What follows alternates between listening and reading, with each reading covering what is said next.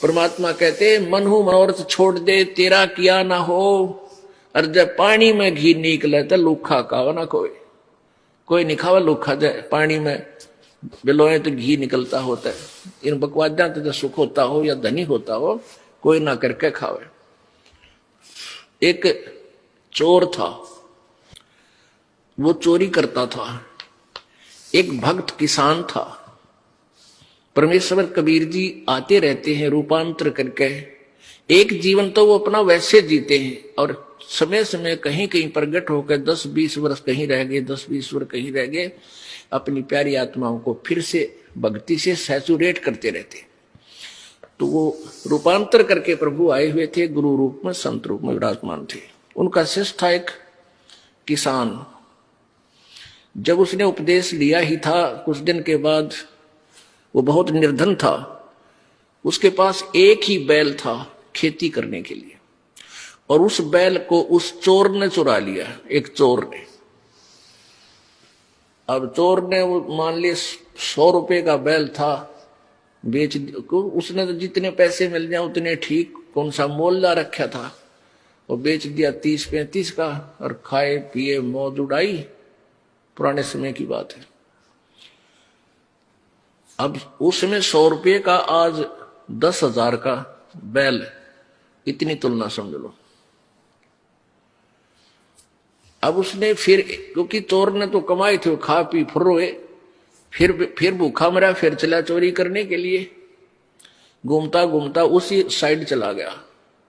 उसने देखा ऐसे झांक के, उसी पहले वाले जिसका एक बैल चुरा के ले गया था, उसने देखा ऊपर से झांक के उसके 2 बैल बहुत सुंदर मजबूत तगड़े तगड़े 2 बैल थे। उस चोर ने उसके 2 और चुरा लिए, उसी के 2 और चुरा के चला गया।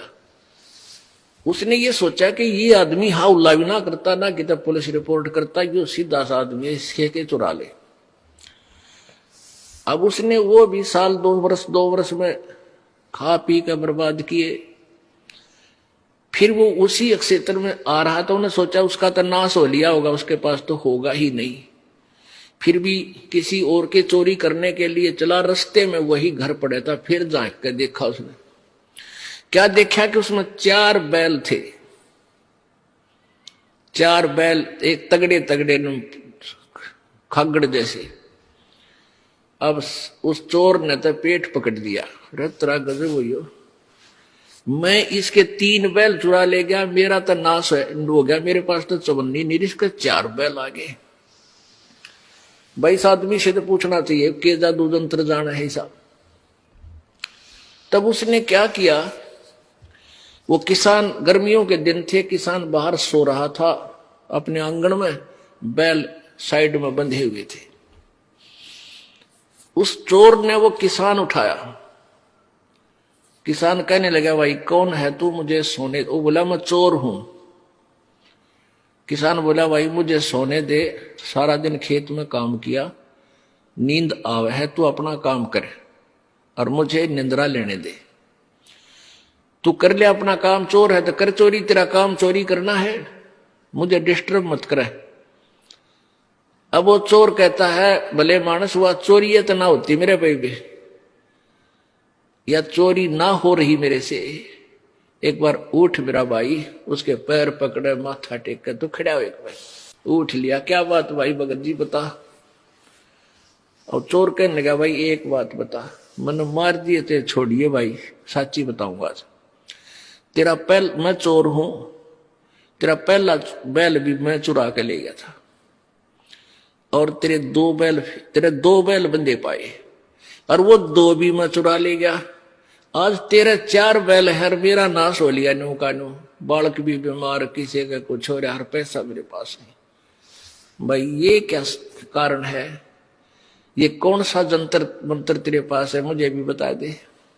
किसान बोला, भाई जंतर मंत्र तेरे पर हो को ना, तेरी आदत बिगड़ेगी, क्यों चोरी करके जो खा लेगा उस पर काम ना बने। नो बोला, भाई मैं कति काम जो तू कहेगा मैं वो कर लूंगा।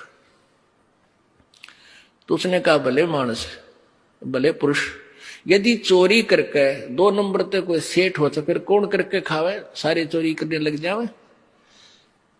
आप भाई, एक शर्त है, आप हमारे गुरु जी के पास चलो, उपदेश ले लो और ये बुराई छोड़ दो।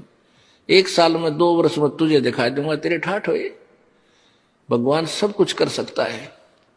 वो कहने लगा, भाई जैसे तू कहेगा मैं ऐसे कर लूंगा। अगले दिन काम छोड़ दिया उस किसान ने, खेत नहीं जोता।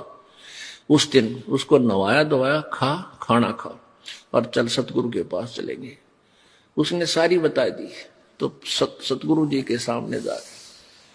अब संत जी कहने लगे, बेटा तेरा सौभाग्य है, तेरे एक भी बात समझ में आ गई, कोई बात नहीं। फिर वो ज्ञान सुना, रोने लग गया। वो चोर के है, भगवान मन तक घने पाप कर दिए इस पापी के, तो कभी ये पाप भी समाप्त हो जाओगे। उसने क्या बताया चोर ने कि एक व्यक्ति, वो श्याम ने भैंस लाई, 6 महीने में उनको भैंस का जुगाड़ बना। कुछ अपने घर से पैसे इकट्ठे किए, कुछ दूसरों से इकट्ठे किए, वो भैंस लाई और परिवार के लोग बड़े खुश हो रहे। मैं छुप कर बैठ गया उस चोरी करने के लिए। वो बच्चे कह रहे थे माता पिता से कि बहुत दिनों में दूध हुआ है, मेरी दही रखना, मैं मक्खन खाऊंगा, मैं ऐसे करूंगा, और बड़े खुशी मना रहे। रात ने मैं चोरी कर ले गया उसको। अब क्या बीती होगी उन परिवार के सदस्यों के साथ, तो सुबह हाहाकार मची होगी। तो ये पाप परमात्मा मेरे कट जाएंगे। प्रभु बोले, गुरुदेव बोले, बेटा ठीक है, अनजाने में ये प्राणी ना जाने कितनी गलतियां कर देता है, पर उपदेश ले, आज के बाद पाप मत करिए, नहीं फिर अक्षमा नहीं होगा। दोनों कान पकड़ दिए जी, फिर चोरी नहीं करूंगा। फिर उसने कहा, जा उपदेश ले और भक्ति कर बेटा, देख रंग भगवान के कुछ दिनों में। अब उसके बच्चे बीमार थे, उधर से चोरी करके ले जा, उन बच्चा में लाग जा। एक अंधा हो रहा है कि टांग पैरालाइसिस हो रहा, इतना बुरा हाल उसका। उन बच्चा ने लिया ठा के साया ने, एक गुरु जी उपदेश दे दो, इन पर दया करो।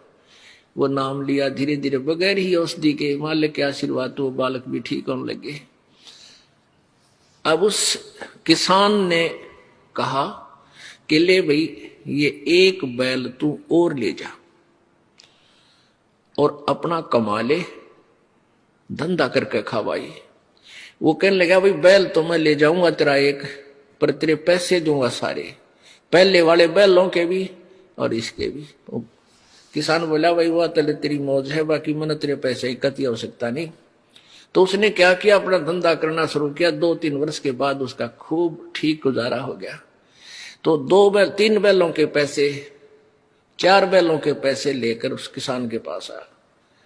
कहने लगा, भाई तेरा भला हो, आपने मुझे बहुत ही अच्छा मार्ग दिखा दिया और ये पैसे ले तेरे सारे।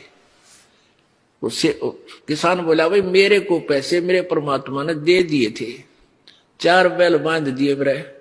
एक सीजन में इतनी कणक होगी थी मेरे पास, उन 3 बैलों की चोरी के भी सब में ठाठ कर दिए। ये पैसे मालिक को दे, तेरा पुण्य बढ़ाए। वो दान करवाए दाता के पास, गुरुदेव के पास जाकर। तो पुण्यात्माओं, हम परमात्मा की परिभाषा से बहुत दूर हैं, परिचित भी नहीं है। इसलिए हम पाप पे पाप करते जा रहे हैं, दूने दुखी हो रहे हैं। और पैसे की होड़ लगी, 2 नंबर के काम थे, किसी तरह भी पैसा हो, पैसा ही पैसा दिखाई देता है संदेह प्राणी में। और पैसा भी परमात्मा बिना आपके पास आ नहीं सकता, दूना दुखी होगा।